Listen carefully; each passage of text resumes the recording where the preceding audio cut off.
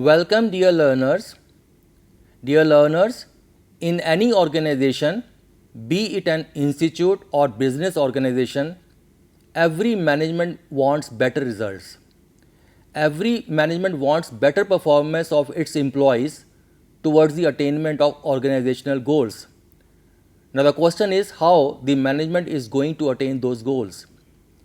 Obviously, you will say that in order to attain goals, management wants that its employees should have ability for doing the work. Now, but does that suffice? Can the ability or training of people alone bring good results? Certainly not. So, management wants that its employees should have willingness or eagerness to exert high level of effort in addition to their ability for doing the work.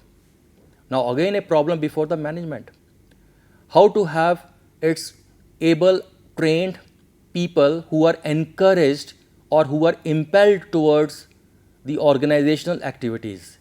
And this is precisely what we mean by challenge of motivation. That is what motivates people and how people can be motivated. So, in this video, we will focus on the concept of motivation, the process of motivation, and the kinds of motivation. So dear learners, we have just seen that performance is a function of both ability and motivation. Ability may be the knowledge, the aptitude, maybe the training, maybe the resources, and motivation. And if motivation is missing, then performance will be low. So, in order to enhance the performance of the employees, manager must motivate or inspire the employees. Motivation is nothing but emotional stimulus that causes us to act, that is a need or a drive that energizes certain behavior. It is a drive that encourages action or feeling. It is something which ignites spark for action. It can persuade, convince, and propel an employee into action. Motivation is actually concerned with why of behavior, the reason behind people putting in effort. Now look at this picture. A woman is trying to make horse drink water. It says you can lead a horse to water, but you cannot make him drink. But you can always make him want to drink unless you give him plenty of salt first. Now, this reasoning can be applied to employees working in the organization.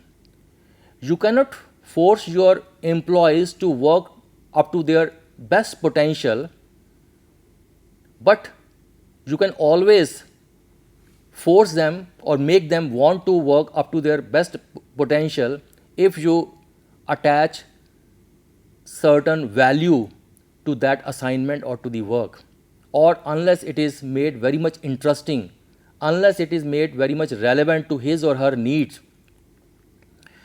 Motivation at work is a combination of all factors in our working environment that lead to positive or negative effects.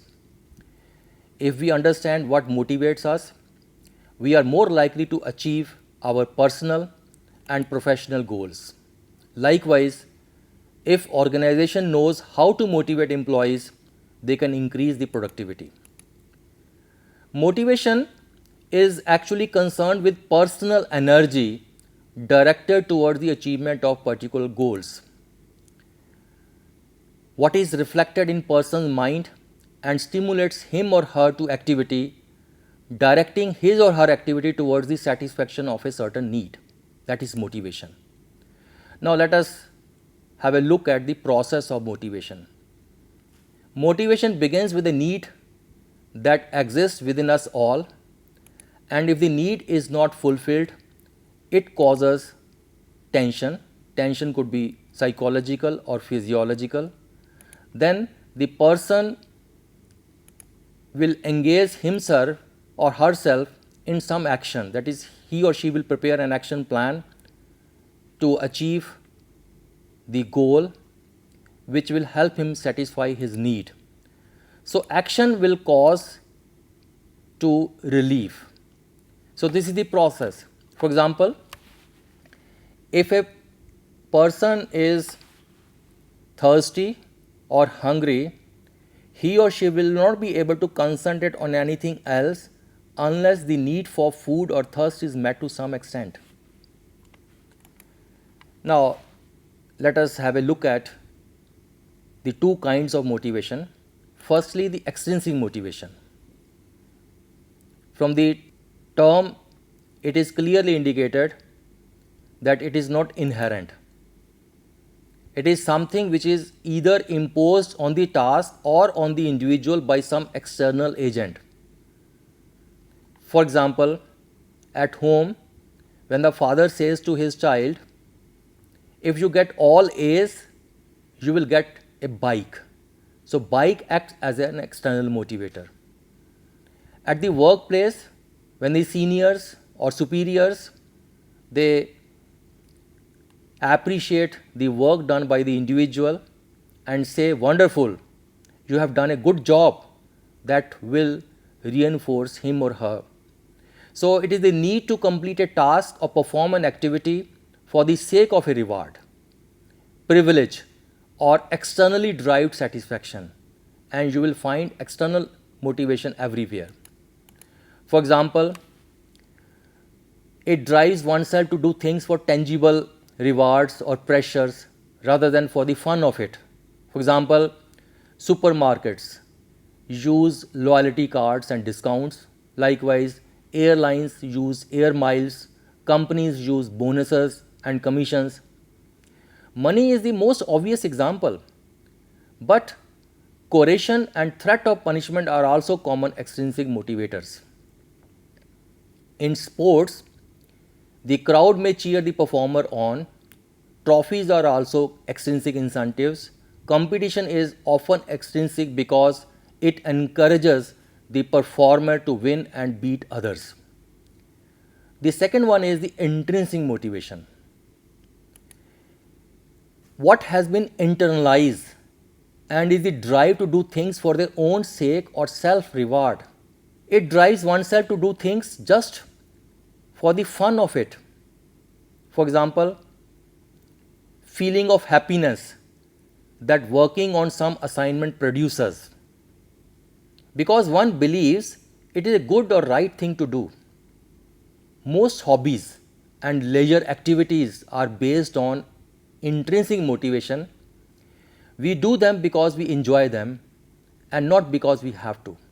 Employees are likely to be intrinsically motivated if they attribute their targets to internal factors that they can control, for example, amount of effort put in, or they believe they can be effective agents in reaching desired goals, that is, the results are not determined by luck, and if they are interested in learning a new skill rather than just doing the same activity to achieve his or her targets. Now let us have a look at the distinctive characteristics of a motivated workforce. If the employees are motivated, they will show commitment to results and responsibility for their actions. There will be open communication. Nothing will be hidden. The manager is visible. The targets are known to everybody. There will be low employee turnover. People would love to go to organization every day. They enter the organization with an attitude that I am going to enjoy my work. It will lead to creativity and ingenuity, especially in solving problems. They would love to work in teams and carry out collaborative projects, and there will be excellent customer service both internally and externally. There are certain myths involved with the motivation. People say that everyone is in agreement in a motivated workforce, or motivated employees work plenty of overtime. No, They plan their activities, they prioritize their activities. That is why they complete their work on time. Employees who are motivated don't need much input from management. Not true. A formal plan for motivating employees is not necessary. Again, not true. Or money motivates best. Again, it is not in every case. Now, on the job, there are 4 stages from motivation to demotivation. Firstly, the motivated ineffective. That is, a person most motivated when he joins an organization because he is new to the environment, but he does not know what to do, so he is ineffective. So, at this stage, training and orientation is very essential. Now, motivated effective. He has learned this skill, so he will perform the activity as per his or her potential. Demotivated effective. He has learned the tricks of the trade and he is performing to the extent that he is not transferred or not fired. But the role of the management is to bring him back to the second stage of motivated effective through training. And the fourth stage is demotivated ineffective, that he is not performing at all. So at this stage, the employer doesn't have much choice but to fire him. At the end, let us have a look at the reasons why people are not motivated. We have carried out number of training programs and the participants have given us number of reasons why they are not motivated at workplace. Some of them are listed here. For example, unfair criticism, that is negative criticism, or unfair treatment, that is public humiliation, or rewarding the non-performers, fear of failure or failure, success which leads to complacence. The person is not making any plan. He is overconfident that he would complete the task very well, but there are chances of not accomplishing the goal. When the management is not providing direction, the objectives or the goals are not measurable. When the employees have low self-esteem, the tasks are not prioritized, negative attitude towards work, towards superior, towards junior. There are office politics, hypocrisy, poor standards. People are not aware about what the management is expecting of them.